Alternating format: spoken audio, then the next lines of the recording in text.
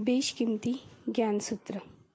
एक युवक ने शादी के कुछ साल बाद पिता से कहा कि वह विदेश जाकर व्यापार करना चाहता है। पिता ने उसे मंजूरी दे दी। युवक अपने माँ बाप और गर्भवती पत्नी को छोड़कर व्यापार करने विदेश चला गया। उसने विदेश में कड़ी मेहनत की और धन कमाया और वह बहुत अमीर सेठ बन गया। लगभग 15 वर्ष धन कमाने में बीत गए तो उसे वापस घर लौटने की इच्छा हुई। पत्नी को पत्र लिखकर उसने आने की सूचना दी और जहाज में बैठ गया। वह सेठ कुछ दिनों बाद अपने नगर पहुंचा। नगर के एक चौराहे पर ही उसने देखा कि एक व्यक्ति एक बोर्ड के साथ खड़ा था। उस बोर्ड पर उसने लिख रखा था, बेशकीमती ज्ञान के सूत्र। सेठ ने उस व्यक्ति के पास जाकर पता किया तो उसने बताया कि मैं बेशकीमती ज्ञान के सूत्र बेच रहा हूँ।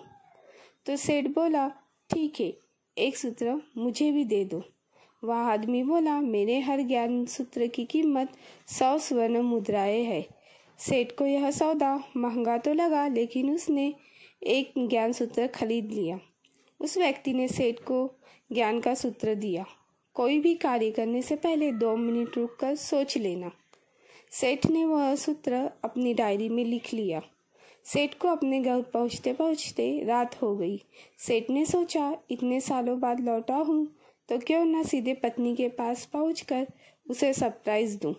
घर के चौकीदारों को इशारे से अंदर कुछ भी कहने से मना कर दिया और सीधे पत्नी के कमरे में गया।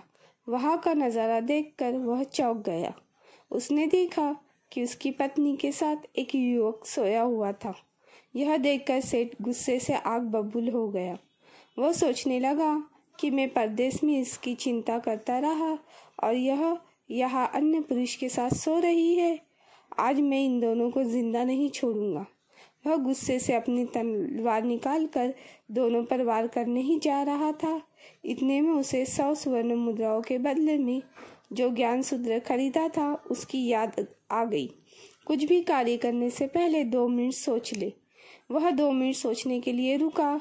उसने तलवार वापस पीछे हटाई, लेकिन वो किसी बर्तन से टकरा गई। बर्तन के गिरने की आवाज से पत्नी की नींद खुल गई।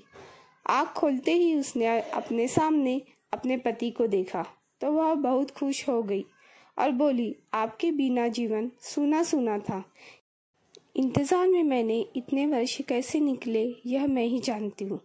पत्नी ने इतने बोलकर पास सोए हुए युवक को उठाते हुए बोली, बेटा उठ जा, तेरे पिताजी आए हैं।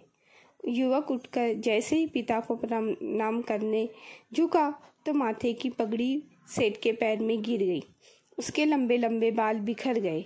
सेठ की पत्नी ने कहा, यह आपकी बेटी है, इसके सम्मान को कोई आँच न आए, इसलिए मैंने इसे बचपन से ही पुत्र के समान पालन पोषण और संस्कार दिए हैं। यह सुनकर सेठ की आंखों से आंसू की धारा बह निकली। उसने पत्नी और बेटी को गले लगा लिया और सोचने लगा, यदि आज मैंने उस ज्ञान सूत्र पर अमल नहीं किया होता तो आवेश में आकर कितना अनर्थ हो जाता। मेरे हाथों से मेरा ही निर्दोष परिवार खत्म हो जाता। दोस्तों, इस कहानी से यही शिक्षा मिलती है कि जल्दबाजी में आकर कोई निर्णय न लेवे, क्योंकि जब हम आवेश में होते हैं तो हमें अच्छे बुरे का ख्याल नहीं रहता है। इसलिए गुस्सा होने की स्थिति में कोई भी निर्णय ना ले। कुछ देर रुके और दिमाग ठंडा होने के बाद और फिर सोचे कि क्या सही है क्या गलत है।